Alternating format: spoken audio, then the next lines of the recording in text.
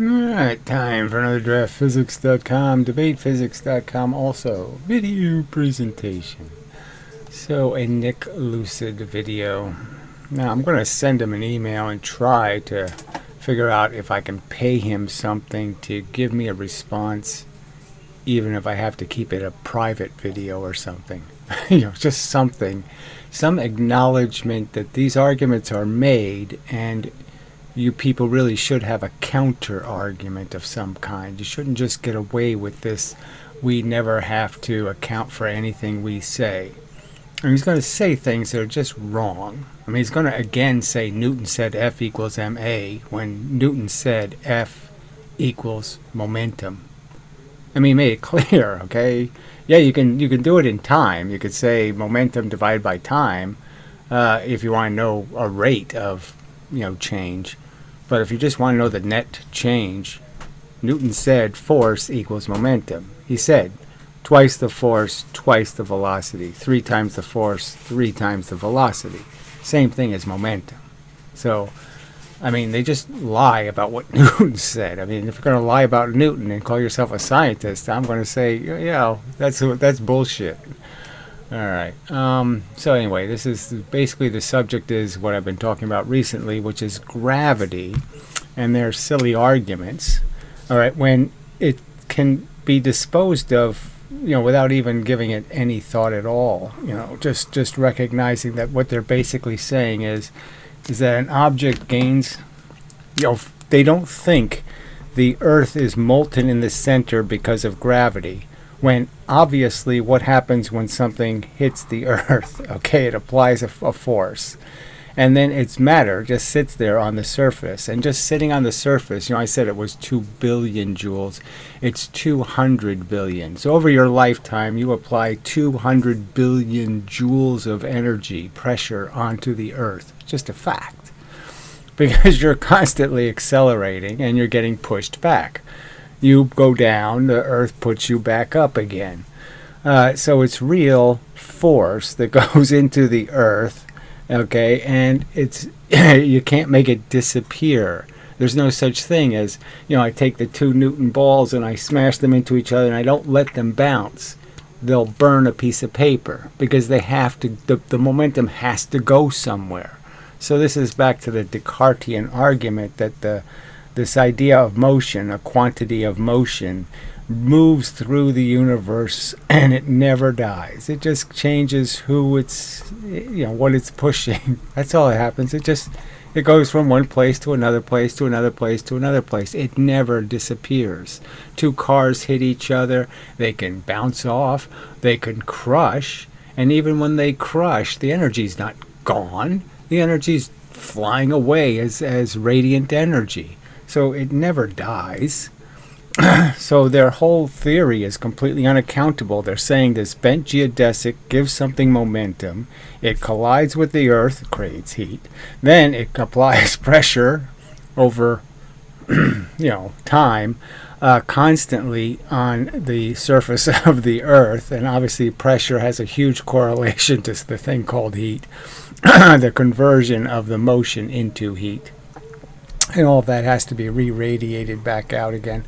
But I'm just saying they don't take any account for the actual process. The actual process is, it's once you create momentum, you have something that possesses force or possesses energy.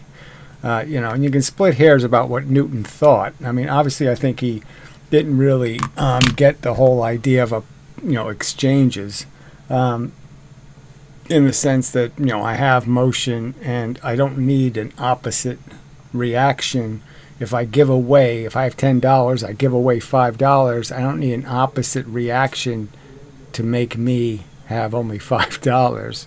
I already gave it away. Giving it away is the one action. Once I gave it away, I'm already down $5. I don't need an equal and opposite reaction to take the money away from me because I already gave it away. All right. I mean, it already happened in the process of giving it away. All right, let me erase that noise. Now, understand, I mean, the whole concept of a bent geodesic, an unaccountable source of motion, is just nonsense. If something is given momentum, momentum is a real thing. It has real consequences. It really keeps moving throughout the universe. So you can't argue that gravity, without any, from nowhere, makes something have momentum. Because once it has momentum, that means it's new energy in the universe. And if you don't have some source, some mechanism to put the energy back into the bent geodesic, it's non-conservative, and you basically have you're just creating new energy constantly in the universe. And obviously they argue for exactly the opposite. But the very fact that they don't concede gravity is heating the earth is just amazing. All of this pressure is being created by gravity. There's nothing else holding the earth together except for gravity, except for all of this motion in. All right, and those are all collisions, and they're collisions like the steel balls. You can't make it disappear. All right, there's no such thing as canceling energy. You can balance energy, but you can't cancel it. And balancing means basically you're going to just keep oscillating. Oh, well, anyway, it's just so bad. So this is such garbage physics they're teaching, and you just get away with it because the audience is too stupid to say, stop fooling me, stop duping me. If you clicked on this video, you've probably heard the phrase, gravity is not a force. I think I've even said it a few times. Yeah, yes, and you said stupid things like somehow the earth is moving up. You know, things aren't really moving down. And I mean, it's just, yes, it's all nonsense. And again, in the Newton context, so again, they're going to say things about like implying Newton was the origin of all this bad physics, when no, Newton's first argument was there's three-dimensional space. There isn't any woo space. There's no bent geodesics. There's none of that stuff. Okay, it's three-dimensional real space, and things have real motion. And he proved it with the spinning bucket experiment. So, you know, I don't know if he's analyzed that experiment or not. I guess I could do a search on his channel and see what I can find. But there's no good counter-argument. The whole universe spinning is not a realistic explanation that it could be either way. It can only be one way. When you spin an object especially, you're basically proving relativity or any idea of an equality between the reversed circumstance, spinning the whole universe. You know, the same effect is going to happen. It won't be the same effect.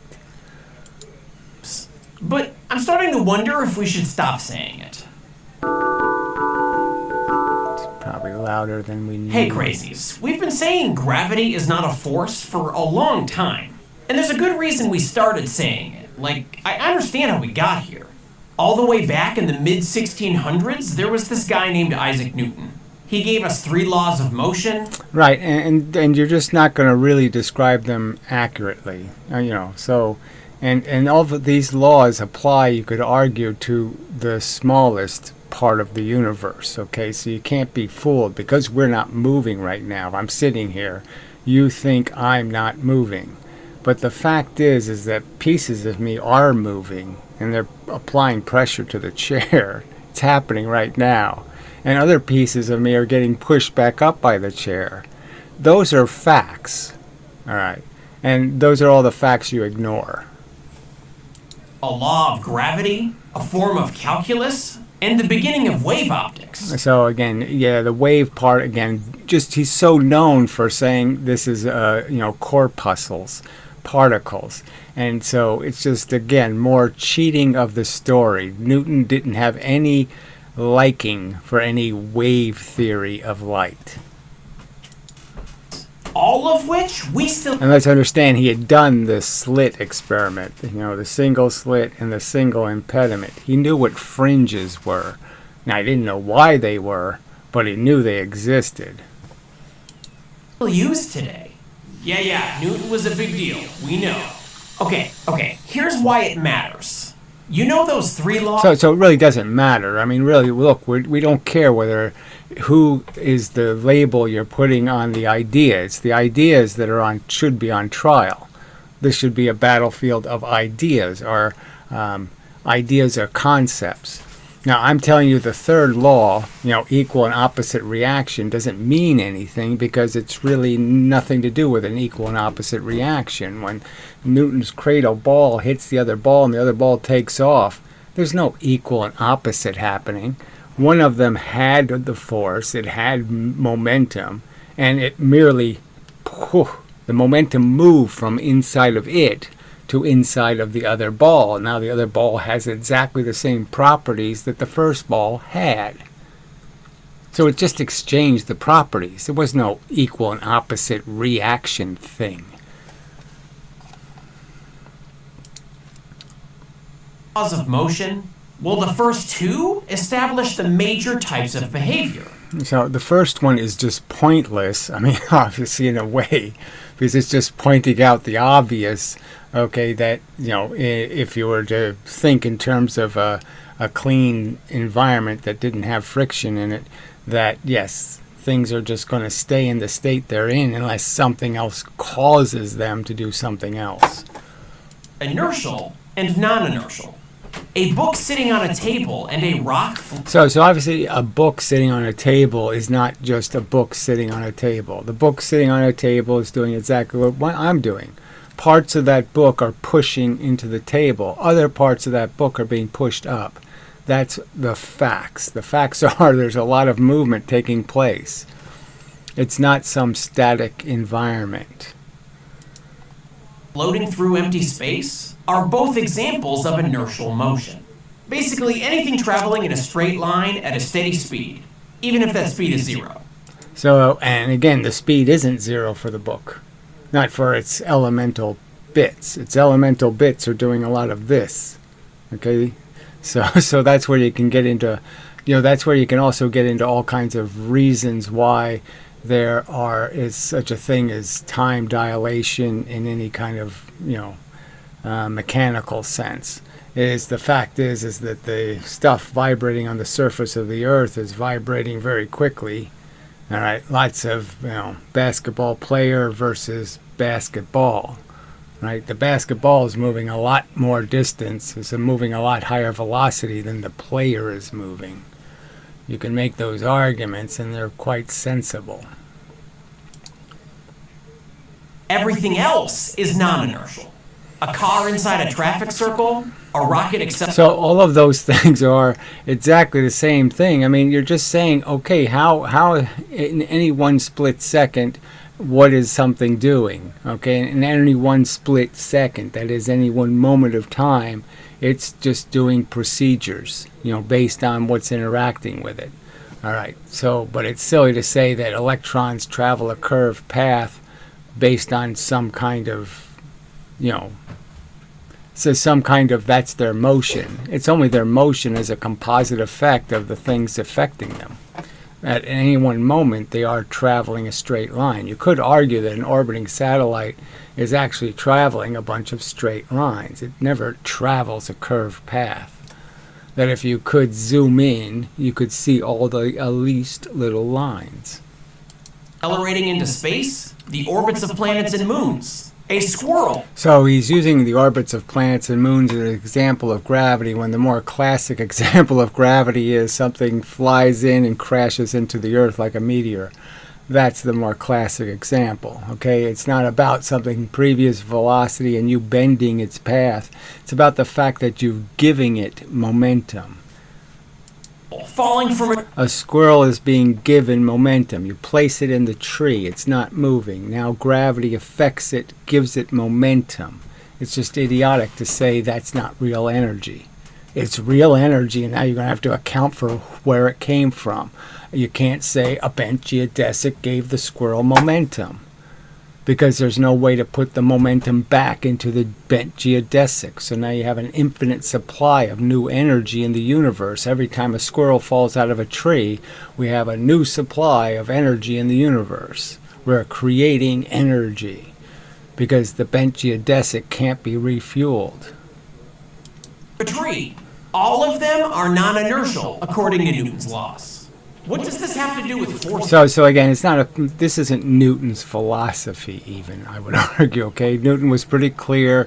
3 dimensions, motion, quantity of motion was a real thing, and it was a real quantity. So a quantity things possessed. Forces are what separate the two types.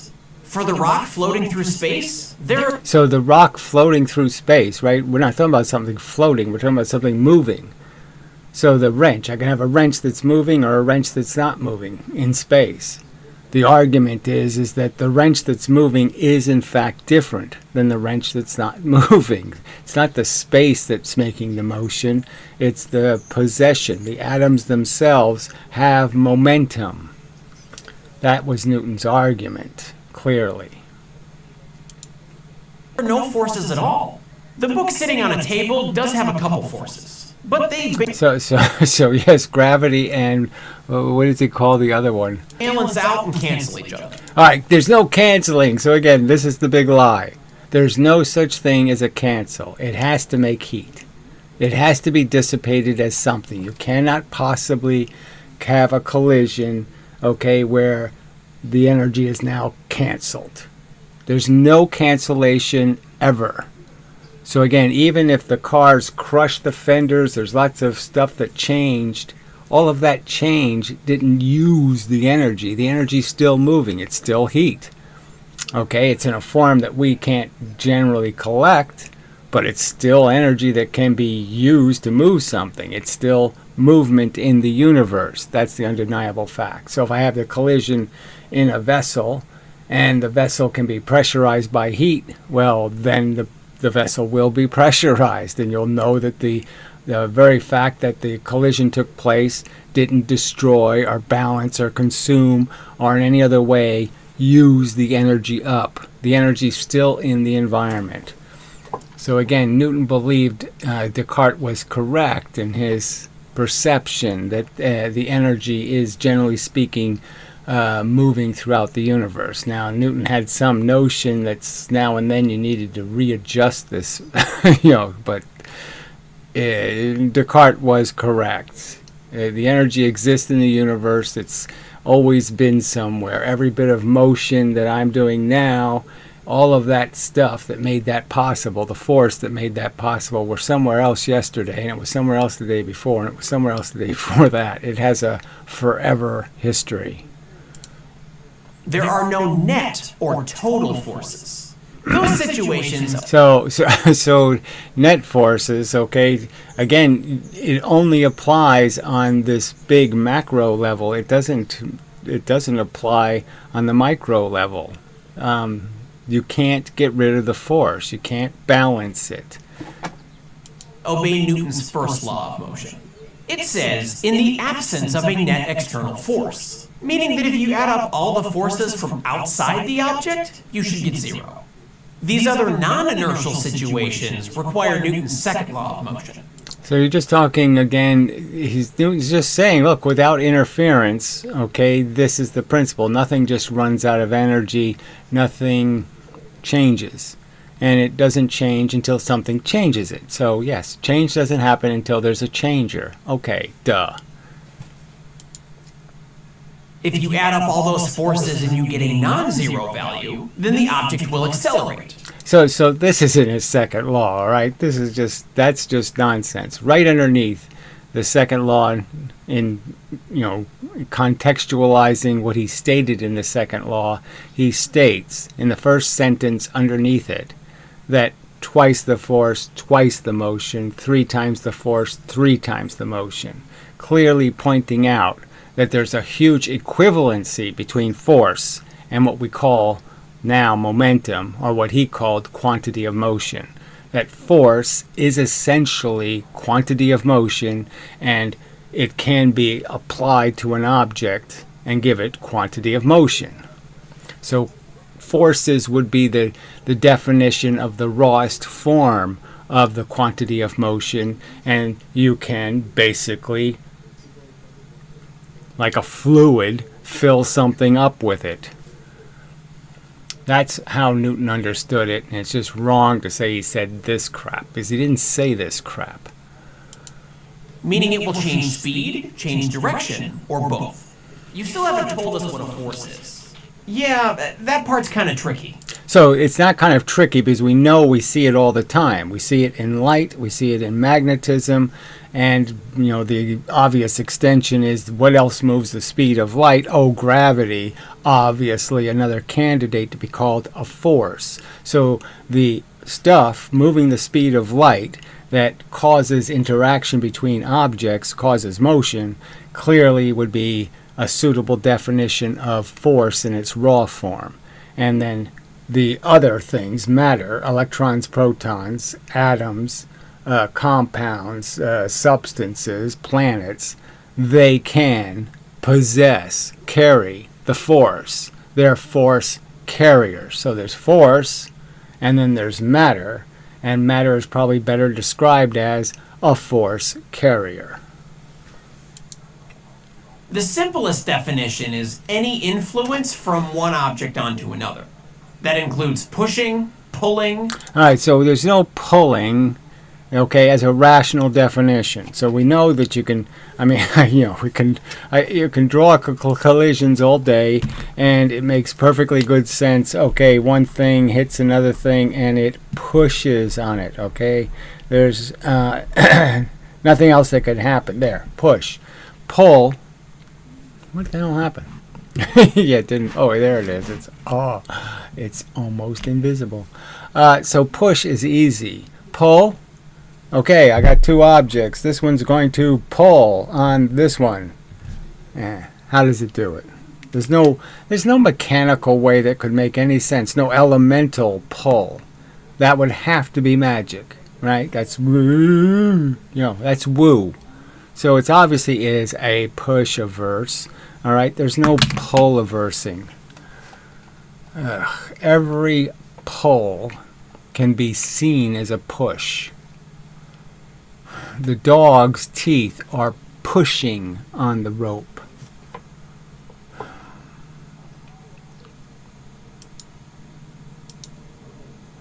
Hello?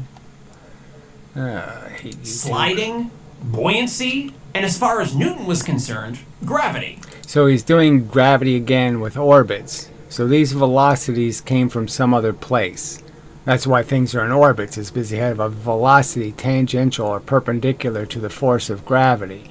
And so they didn't fall into the earth because they have a velocity perpendicular to the other force. So it's not a very good example of what gravity actually does. Gravity's saying I can just sit there and place something. I can have it not moving and place it in space, and it will start gaining momentum and crash into the object. And they're saying that's not energy. So even though the meteor can hit, flatten all the trees, create a giant crater, maybe even kill all the dinosaurs, it wasn't an energy event because the bent space can't make energy. I mean, it's just silly. I mean, why else would things be drawn to each other in space if So they're not drawn, they're pushed. not by a force? It's Right. a perfectly reasonable conclusion to come to. And we didn't question it either. At least not. I mean, what do you mean? We didn't question it. The whole reason why Newton put it as the first argument in his book is because people were already wooing. They were already talking relativity and trying to pretend that the whole universe doesn't have anything real in it and it's just a bunch of shape-shifting. There's no other reason for him to make it as his first argument to defend the idea that there's three-dimensional space and objects do possess the quantity of motion or they don't possess it. You wouldn't have to bother with that if there wasn't already a bunch of woo talk. Until Albert Einstein and David Hilbert published their papers on general relativity in 1950. According to their model, So obviously the first paper was published in 1905, but whatever. And obviously the second paper didn't change the fact that we had already now accepted woo physics as the definition of how things move. And so instead of a real force having to interact with something, it's this woo. Now, I should say in context, Leonard Susskind, the expert on, Einstein's gravity, teaches it as mock gravity. So he basically creates a river of flowing momentum, and the little boats are pushed by the river. So, I mean, clearly a force. So he teaches it clearly as a force. It's just that he has an imaginary waterfall that keeps producing the water, and an imaginary drain that drains the water. So those two things don't happen. The earth, in the center of the earth, there's not some drain that just drains all the energy and then puts it in the bent space reservoir. There's no such mechanism. They don't tell you anything. They don't say, well, this is the mechanism. Bent space is made because the earth sucks all the heat out and puts it back in a reservoir somewhere so it can push things some more. Gravity isn't a force at all. It's just inertia. Planetary orbits like... I mean, it's just no point in saying it's just inertia, which is just mass. There's no other, I mean, the fair definition of inertia is just mass. Okay, the only resistance something has to motion is the fact that it has a mass that has to be pushed. So, I mean, you can call it inertia, but it's just like a Sisyphus pushing a boulder. Sisyphus has to share its energy with the boulder. Forces have to share their energy over the mass. They can't give... I mean, Leibniz, the origin of the mv squared nonsense, actually believed that a force could make a pea or a giant boulder move exactly the same speed. That could use the same force to make the pea and the boulder go exactly the same speed. I mean, notions like that are just so anti anything real. And why do they exist? Well, because people want a magical verse. They don't want to live in the real verse. These are just inertial motion. So I say again, this isn't anything to do with inertial motion. These things have velocities and a real force is acting on them. So it's just idiotic to say it's inertial motion because, frankly, they're actively being, a force is actively being applied. And if they stopped... If they lost their tangential velocity, they fall straight into the earth and they create a huge giant momentum impact. Momentum rich. Is actually steady speed in a straight line. Those straight lines just look curved because... Oh, okay, so there's no point, right? Those aren't straight lines. I know it. Everybody should know it. All right, so it's just ridiculous to say so. I mean, obviously, I'm pointing out that from the electron's perspective, it can only go in a straight line. And it has to be incrementally turned by the application of this discrete force. And that's the whole point. The force is very discrete, very tiny, and comes in, as Einstein would have said, chunks, quanta. Because they're in a curved space-time. We can't trust our eyes anymore. So again, it's just bullshit, okay? So, and these are the people who think our eyes tell us when something happens. So even though we know it's not instantaneous speed, that light doesn't move instantaneously fast, we're supposed to believe that two simultaneous events aren't simultaneous merely because we changed our position. And so because I biased myself, I'm a little closer to that one and a little further away from that one, that somehow they're not simultaneous anymore. I mean, it's ridiculously silly. I can't change them by looking badly. Okay, by observing incorrectly, I can't change the physical reality. Same reasoning applies to the squirrel falling in a vacuum chamber. There aren't any forces here drawing the squirrel to the floor. All right, so obviously it's gaining momentum, and when it hits the floor, you're going to see the momentum in the squish, all right, and a little blood plops out. So why are you pretending it isn't been given quantity of motion? Its motion had to come from something. It had to get it from something. Something had to give it to it. And you can only give it if you have it. So what's the haver that gave the squirrel its momentum? And obviously they don't have any description of that. When I would argue, well, it's already in the universe. The universe is hot. There's a bunch of discrete little bits of crap in the universe flying around at the speed of light, and it automatically will push things into surfaces based on the fact that, it's easier for the force to hit me from above than it is to plow through the entire Earth and hit me. It's just following an inertial path. This idea also changed how we looked at situations we thought were... So this is we, them, the group, whatever it is, and then all of it was decided by 6 people. Bohr, this guy, this guy, this guy, they all get to tell us what reality is. And they're all wrong. It's always been wrong. Everything they choose, just like poor Benjamin Franklin had a 50-50 chance of getting plus and minus right, and he got it wrong. Well, they've gotten everything wrong, okay? This whole silly orbiting electron model of the atom, wrong. It's a magnetic model. The magnetic monopoles are electrons and protons, obviously. Obviously inertial. Remember that book sitting on a table? If there's no gravity here, then there's only one force. All right, so we know the force isn't going to exist if you don't pressurize the Earth. So we know if I take away gravity, the whole Earth blows up. No doubt about it. There's absolutely no doubt that without all the pressure being created by gravity, by giving me mass pushing into the Earth, if that's gone, if my pressure pushing into the Earth goes away, the pressure inside the Earth is going to blow everything to pieces. Everything's going to shoot out because there's gigantic pressure down there. I mean, that's just so ridiculous. The upward push from the table, making it non-inertial behavior.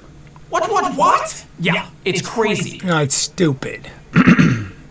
But experiments have shown this. Okay, so this is, now we have this really veiled reference to a magical experiment that shows something. What experiments have shown is that as you are getting sped up, gaining momentum from gravity, that the fact is you're actually, in a sense, consuming the force, and that as you might impact the ground, little pieces of the ground will actually jump up because you have consumed force. You've slowed down the force. A force that was going the speed of light is now pushing matter much, much slower. And so there's a force differential created. Is that the experiment you're talking about? Well, that experiment proves the push theory more than any other theory. Model to be accurate. It works. And says you. So again, say it works. It's wrong. This is how we got here. This is why we say... So no, how they got here. Again, it's Leibniz who just invented nonsense. So mv squared. So we're supposed to believe that 4 pounds going 1 velocity is the same energy as 1 pound going 2 velocity. So even though they don't have the same momentum, one of them has twice as much momentum, I'm supposed to believe, based on their physics, that no, that's the same energy. They think it takes 25 times the fuel to spin something 5 times as fast. That's what their physics says. Is it right? Anywhere close to the truth? No! Oh, jeez. It's disgusting that they get away with this arrogant pontificating like we've proven any of this crap. Where have they proven to you or me or anybody that it takes 25 times the fuel to spin something 5 times as fast? Where did they prove that? Gravity is not a force. But here's the thing. A force is any influence exerted from one object. So there's no point in having some dopey standard definition of force and say, well, this is the force that this dictionary says is the definition.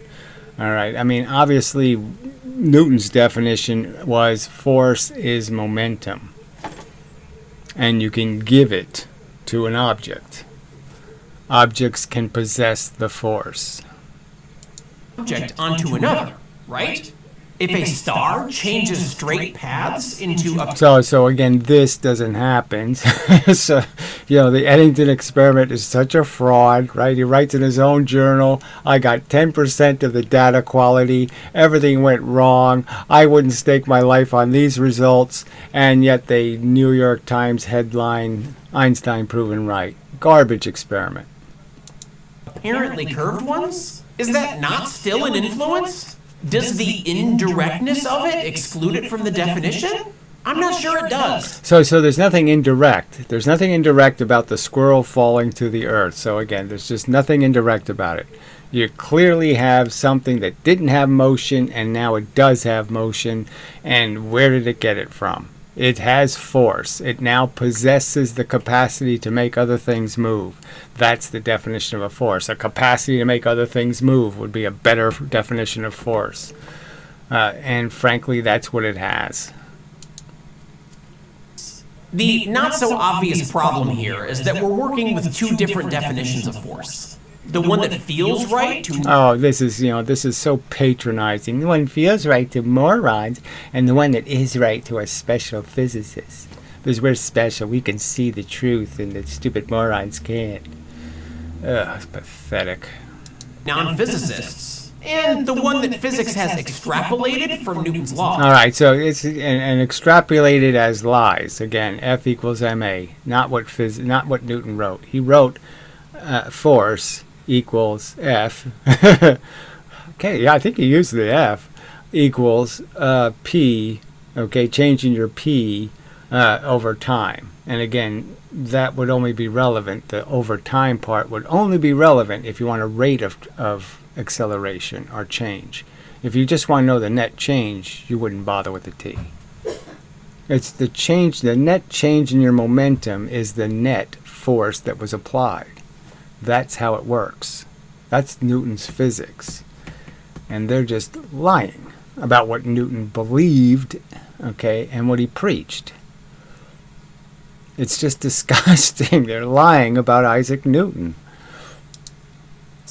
They were equivalent until Einstein and Hilbert came along with their curved spacetime. So now physicists use this... So again, they came along with a bent geodesic, a thing that doesn't have any source of energy. It gives things energy, and yet it has no energy. So it has no way of collecting energy. So it can't possess energy.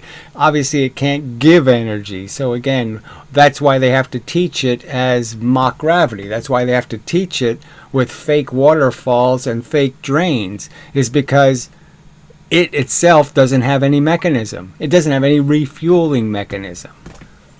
Second definition and say gravity isn't a force. Everyone else uses the first definition and argues the opposite. I'm right, physics is wrong. Calm down, bucko. I wanted to see if I could reconcile this issue without... So he's not going to reconcile anything because he still doesn't even understand that his own... It's just so obvious that the bent geodesic is giving things motion. There's just no denying it. It does. I put something that's not moving in the space.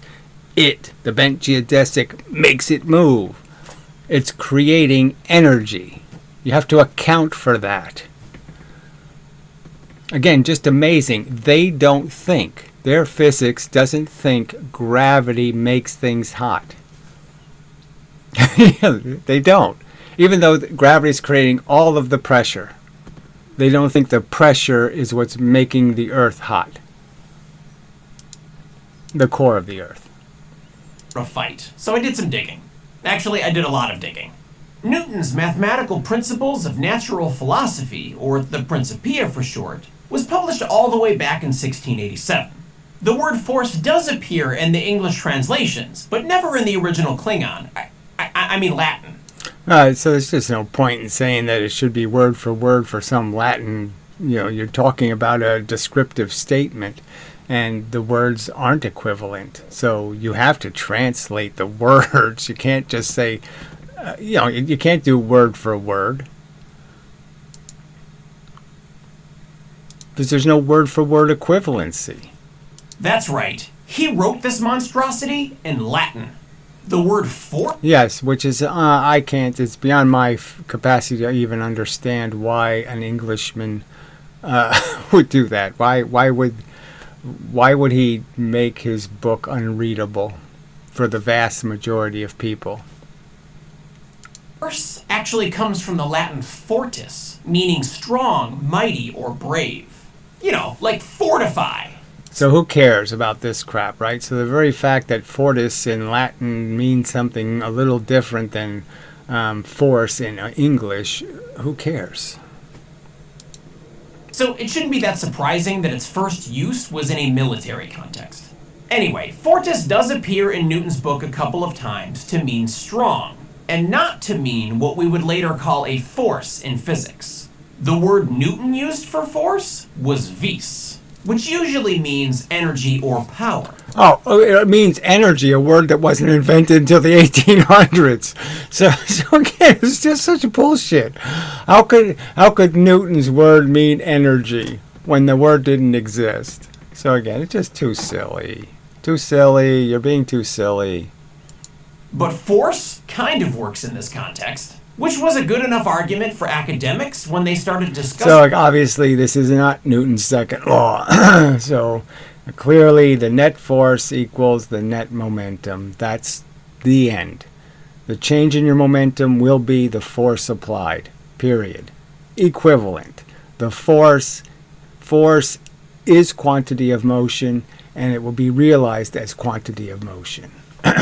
It's conservation of momentum. I might as well just say the force is mv, and the fact is it's in this little discrete stuff moving the speed of light, but it's an mv, and it's merely going to equal the mv of the product. You can never change the force. You can put it in any size object, and it'll make little things go fast, or it'll make big things go slow, but it'll always be the same quantity of motion. his work in English. And as you can see here, he was likely responsible for its more widespread use. What is this? The survey says, how many people use the word force? This is, what is this garbage? Oh, anyway, no, I need a break. Ugh, too silly. All right, let's continue. Stop dilly-dallying and get to the point.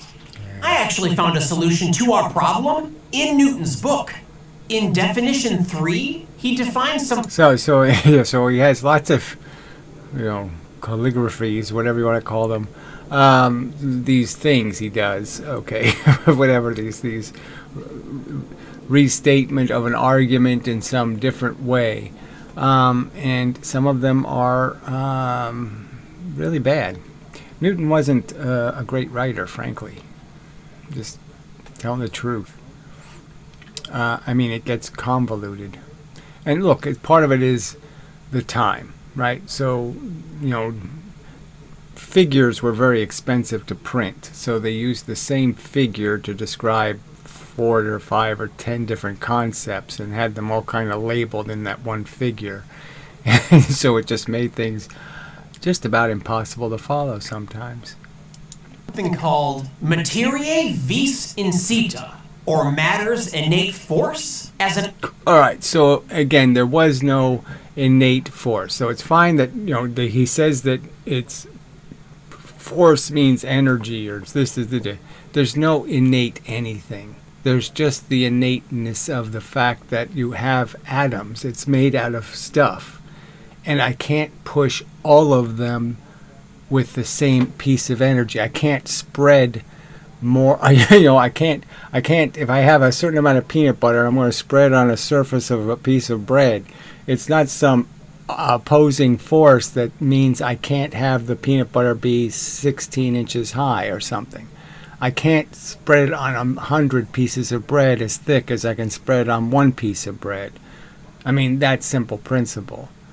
So there's no, this is just, sorry, okay, you want me to say Newton was wrong? Fine, I'll say Newton was wrong, okay, to argue that there was any opposing force in the innate matter. There's no opposing force. There's just the fact that if you want to push something, you have to spread the energy across all of its matter. Now, the fact that Newton didn't even know for sure there was atoms, yes, you can cut him a break. They didn't have the information we have now, which is the understanding that the mass of an object is made out of the weight of its protons and its electrons. And obviously, if they measured those weights correctly, our atomic weight would be the same as our gravitational weight. An object's ability to resist changes in motion. That is inertia. So it doesn't resist. Nothing resists being moved. I mean, it's just so obvious. Go blow on some dust. It doesn't resist being moved. All right, so nothing resists being moved unless it's statically held by a charge or something else. But something just floating in space doesn't resist being moved. It just says, give me enough energy. And if you don't give me enough energy, I can't move. I have to move electrons and protons. If you don't give me enough energy to move electrons, spread it across all of my pieces, then I can't move. Newton thought of inertia as a type of force, and to distinguish it from other forces, he called the rest vis impressa, or impressed forces. Then, over the course... So again, this is just playing a semantics game, and yes, I argue that Newton was wrong to think there was any mechanism resisting motion. There's no mechanism resisting motion except for the fact that you have to spread the energy over the mass, the entire mass. And you have to have enough energy to do that. Course of a few hundred years, these terms evolved, as tongues doth commonly do. Okay, and so let's just understand, right underneath the second law, he made it quite clear. Applied force equals applied momentum. Innate force became inertia, and impressed force shortened to just force. And this is what was taught to physics students. Inertia was not a force, it was something special. All right, even both arguments are wrong. It's not a force and it's not anything special. Inertia is just mass. All right, and you need more energy to move more mass. If there's more mass, you need more energy to spread on it to get any motion out of it. Fast forward to Einstein and Hilbert, who discover gravity is just another form of inertia. So they didn't discover anything. They just propagandized for a wacky model that is unaccountable energy creation. And suddenly gravity can't be a force, because inertia isn't a force. So are you saying physics just needs to go back to an older definition? That is exactly what I'm saying. Okay, so what I'm saying clearly is that force in its innate raw form is distinctly different than matter. Matter doesn't move. Force makes matter move. Matter doesn't have any innate... While dictionaries are not the final authority... Matter doesn't have any innate force. It has to be affected by a force. It has to use a force. It has to occupy it. So you could just say, the simplest model would be just to say they're Sisyphuses, a whole bunch of them, and they move the speed of light when they're not pushing boulders. And then there's Sisyphus that are pushing boulders. And that's all there is. There's two states the force can be in. Free, flying like a photon, or stuck to a boulder, moving much slower. I'm telling you, that's the realiverse, okay? So you can believe whatever you wish to believe. I'm just saying it's too logical, too sensible, it works all over the place to understand that force is distinctly different than matter. Force has all the motion, matter has all the mass, the substance of the mass. Pretty on language, neither is modern physics. If defining force the way Newton did brings physics more in line with how current day people use the word, that seems like a... So again, using the word doesn't matter. If you're going to use the word and you're still stuck with the same innate problem. You're going to put something in space, it's going to gain momentum moving towards another object, and then you're going to claim that's not energy. That you haven't generated energy. When of course you have. A no-brainer to me. So as a science communicator, I'm going to fight my inertia and change my language. Gravity, in any context, is an influence between objects. It may be indirect in I mean, there's no point in calling it, it may be an influence, so he's still not saying it's clearly just saying gravity is a force differential. And that's what it really is. It's a force differential. There's not one force pushing you. There's two forces pushing you from both sides of the universe. And it's just that, well, one of the forces converts a bunch of free Sisyphuses into boulder pushers, and the force doesn't get to you in time to balance, to cause you to oscillate. So you don't oscillate, instead you move in the one direction. this newfangled space-time. If you were just sitting in space and there was nothing gravitational around you and all you were going to do is be influenced by whatever, cell phone call conversations, you do this. This is what you do in space. You would just do this. This is what you would do, because the force can never be perfectly the same time the force hits here is the same time it hits here, but the volume is the same. And that's the key to the whole thing, is understanding the volumes. And that's even further, you go a step further with that argument, and you understand that there's no such thing as drag, because I can't change how much volume of stuff is heading right for me. There's a bunch of stuff over there heading right for me. I can't change how much there is by moving into it. Moving into it just means I get to it sooner. It doesn't mean I get hit by more. It just means I get hit by more sooner, but the stuff going this way is going to catch up and balance it, so I can't change. Any change I make in the force, that is, if I add one more element of force from this side, well, I can't undo that until there's a new element added on this side. Moving into the force sooner isn't going to balance me.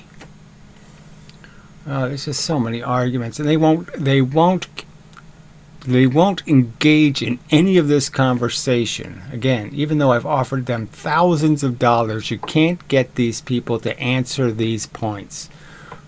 Why do you believe it takes 25 times the fuel to spin something 5 times as fast? What makes you think that has any hope of being the truth? But that nuance does not matter in the common use of the word. Gravity is a force.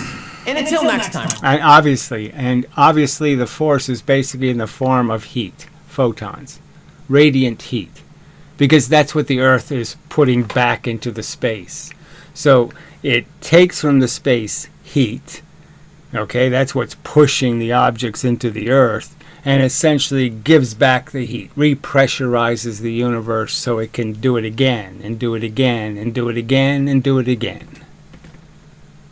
That's conservation. That's thermodynamic conservation, which they don't really believe in. Remember, it's okay to be a little crazy. Yeah, it's not okay to be a lot stupid and a lot dishonest, though. Those things aren't good. Okay, so, propagandizing for nonsense. 4 pounds dropped 1 foot is the same as 1 pound dropped 4 feet. Nonsense. Denting clay with round objects. Nonsense. Okay, rolling things and then saying, well, look, the thing going twice as fast goes 4 times the distance. Yeah, and I can slide across thin ice without falling through, because obviously I can reduce how much friction I'm creating with the surface, and therefore I'll lose less energy. So obviously if I'm going twice as fast, I have half the contact with the surface per inch. I'm applying half the weight per inch. And I'm in fact losing less energy to the surface. Duh. Simple answer. Absolute fact. Okay, so yeah, twice the force, twice the energy. 3 times the force, 3 times the energy. Nothing more. You can't make this quadratic increase in your energy. I can't turn the nozzle on a hose and increase energy, make free energy. That's what they claim is true. They claim I can increase the kinetic energy of the pressure of the hose, the water, by just turning the nozzle, and I can quadruple it and zadzuple it, and just by turning the nozzle I can make free energy. The physics is garbage. I don't know why you people believe this garbage. And then we haven't even touched upon the silly woo wave particle stuff that you could just, again, all they had to do is be a little bit honest about what the patterns actually look like, and they could dissect the whole thing. It's all about surfaces. The surfaces are what's disturbing the photons, and what you're basically doing is breaking photons on the surfaces and then remaking them on the wall. Not a big deal. 50-50 chance. You make a bunch of little pieces of a photon, you spread them in one horizontal line, and it's a 50-50 chance you put them back together again. On, off, on, off, on, off. The most common pattern in the universe. And they claim it must be woo, it must be entanglement. We must believe that photons can communicate with each other over billions of miles. Bullshit. You have to believe any of that crap. Alright, so anyway. Damn it. It's just really irritating living on this planet of cowards. Yeah, propagandizing science cowards.